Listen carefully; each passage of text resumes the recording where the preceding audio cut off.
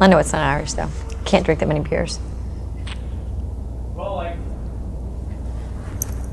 Watching this movie, it looks like everybody on the set had a wonderful time. Was it a lot of fun making this film? It was. And I think that everyone did have a great time, especially coming back together after 4 years. They were all friends, and they really had a wonderful time. And I had a good time meeting them because I made some good friends on the film.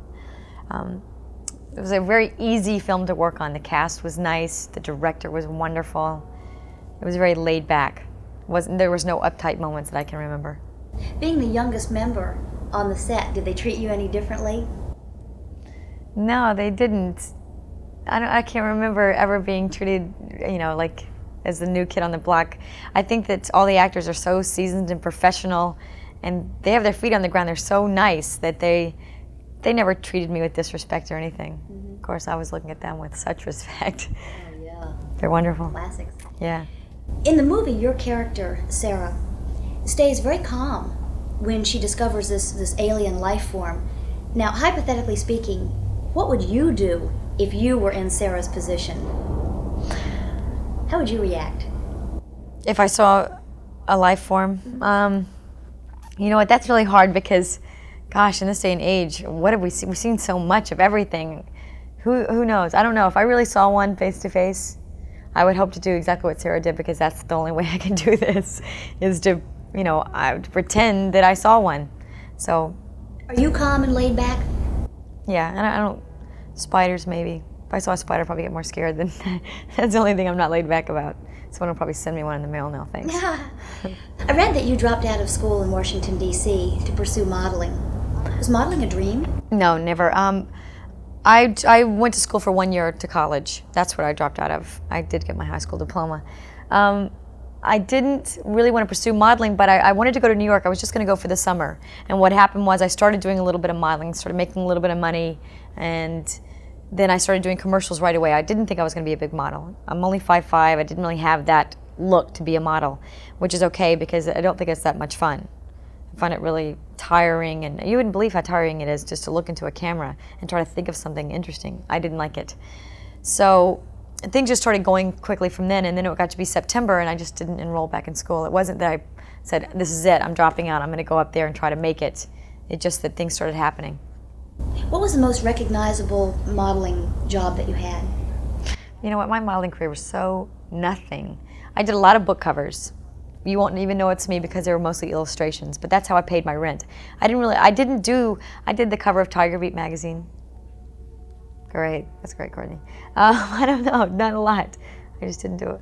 I worked with Carol Law at one time. I did the Albert Nippon petite line, and she did the older line.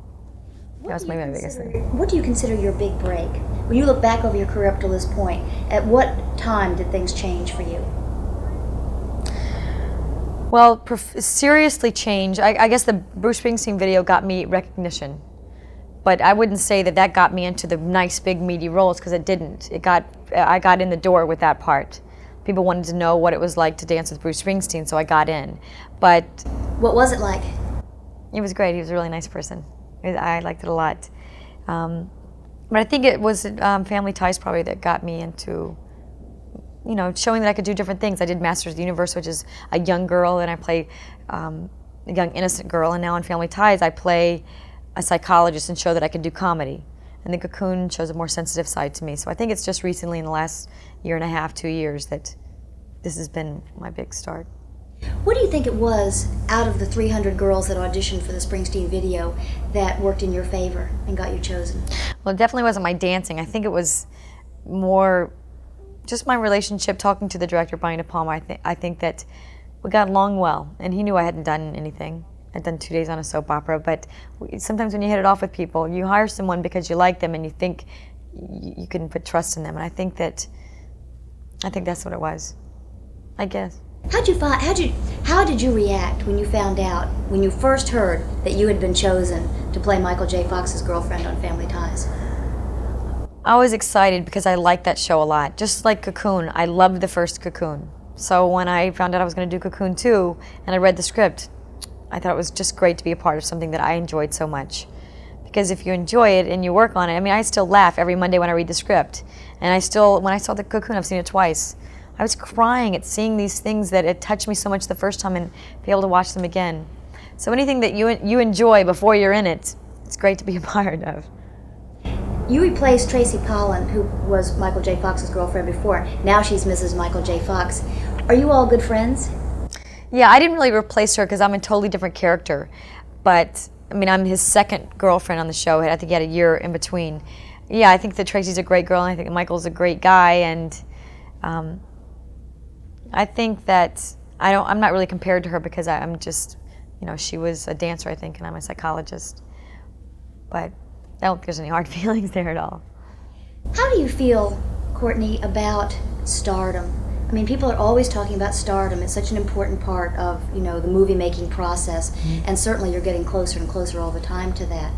When somebody says stardom to you, what do you think of and how do you relate it to you?